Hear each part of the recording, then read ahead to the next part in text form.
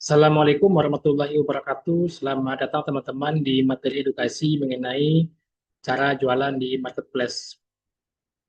Pada kali ini saya ingin berbagi eh, panduan membuat NIB online bagi seller marketplace. Nah, berdasarkan peraturan Menteri Perdagangan ya terbaru bahwasanya setiap seller di marketplace itu wajib memiliki yang namanya NIB atau nomor induk berusaha.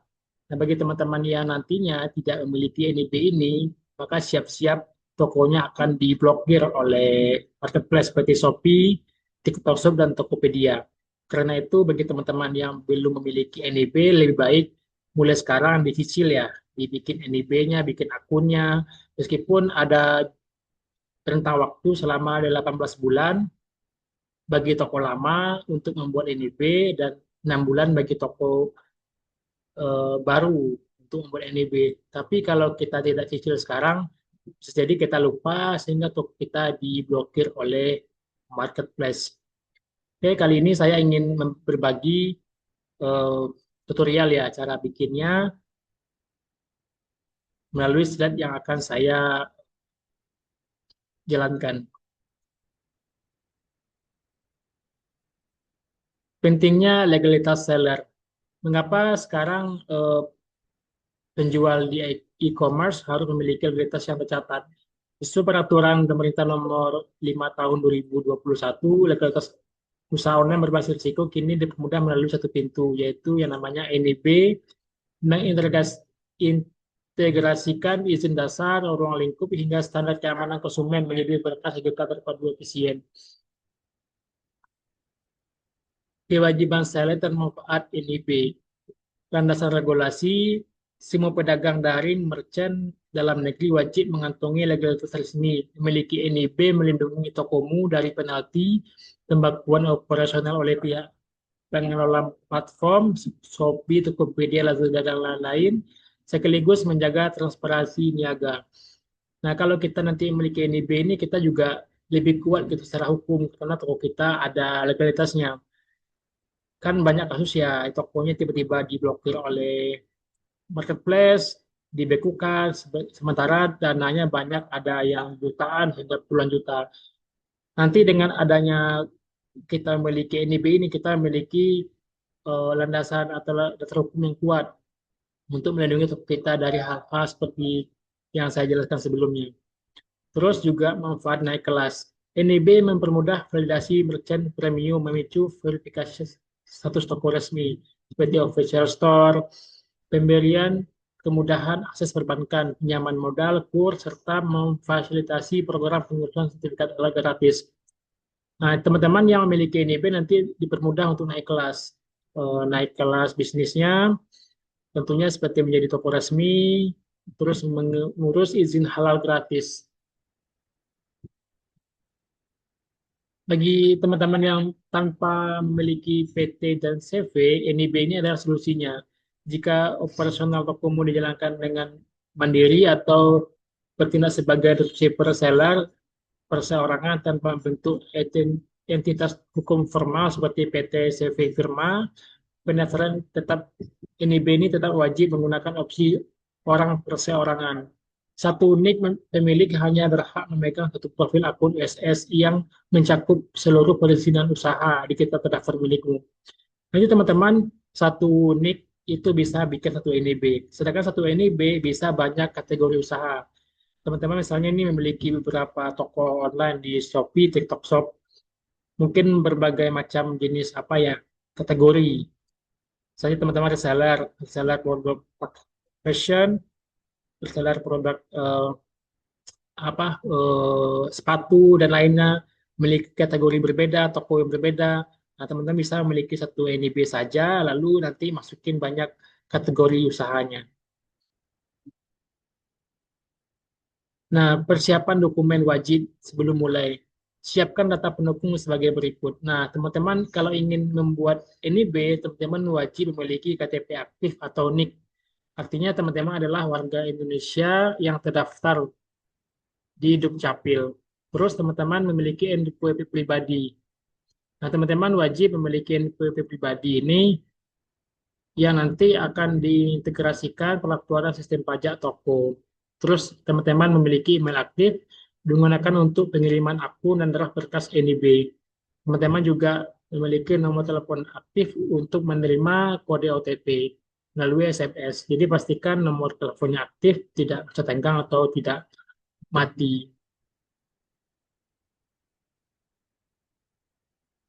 Nah, bagian pembuatan akun SS, teman-teman nanti silakan akses ya di website oss.go.id di browser atau di kayak di Google Chrome, browser laptopnya, Opera gitu. Jadi teman-teman silakan di oss.go.id, nanti teman-teman pilih kategori UMK dan pilih tipe entitas orang perseorangan. Nanti teman-teman daftar, pilih kategorinya, lalu nanti teman-teman masukkan NIK, masukkan kode OTP yang dikirim ke HP atau email.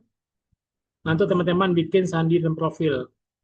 Sandinya bisa dibikin sendiri atau nanti generate dari apa? Dari bawaan, dari OSS-nya.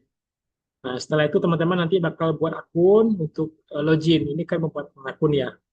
Setelah buat akun, teman-teman nanti login. Login, nanti teman-teman tinggal pengajuan permohonan. Memulai permohonan baru setelah akun aktif, Anda cukup login kembali ke portal OSS menggunakan kata sandi yang telah Anda atur sebelumnya. Jangan lupa menginput kode CAPTCA dengan teliti. Navigasikan kursor Anda ke bagian menu utama perizinan berusaha, lalu klik subs menu permohonan baru untuk mulai memasukkan rincian data tokomu. Teman-teman pastikan nanti teman-teman sudah bikin akun, lalu login, lalu masukin kode CAPTCA-nya, lalu teman-teman silakan eh, ke menu perizinan berusaha, lalu permohonan baru untuk mulai memasukkan rincian data tokomu.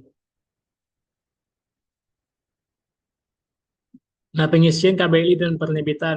Nah, teman-teman silakan penentuan kode KBLI. Nah, nanti akan ada kode-kode KBLI, nanti teman-teman isi ya, apa kategori kode KBLI teman-teman. Misalnya ini jualan eceran, apakah teman-teman industri, konveksi, itu beda-beda nanti. Eceran sebagai reseller itu beda dengan yang memiliki sebagai supplier gitu. Nah, teman-teman pastikan tepat ya apa yang teman-teman isi, dengan sampai asal isi sehingga datanya nanti berbeda dengan apa yang teman-teman miliki dengan data yang di eh, OSS.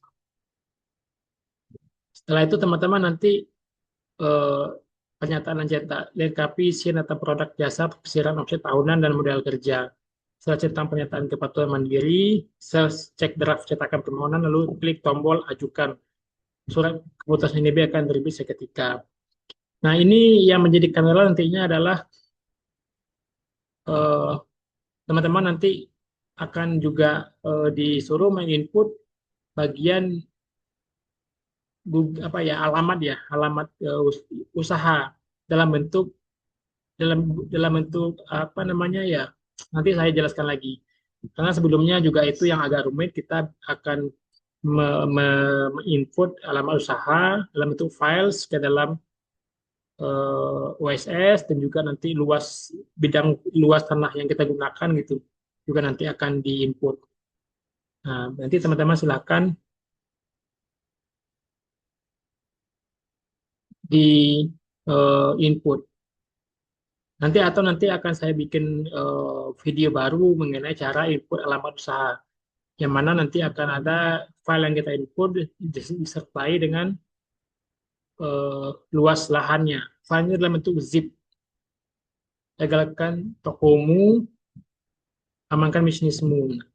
Realitas NIB adalah kunci penting memperkuat kredibilitas tokomu di hadapan jutaan konsumen marketplace. Pastikan tokomu aman dari sanksi administrasi niaga elektronik. Silakan nanti teman-teman kunjungi portal OSS, go.id, dan lalu teman-teman bikin NIB-nya.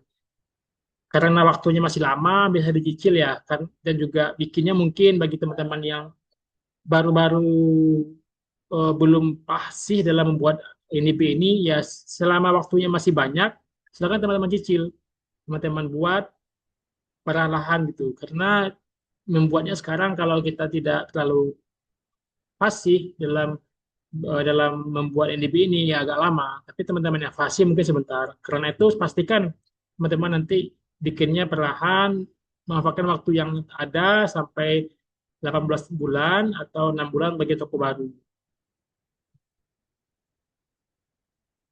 Sekian materi kali ini, silakan yang ingin ditanyakan bisa WhatsApp saya, klik link di profil saya atau teman-teman bisa untuk ketik di kolom komentar.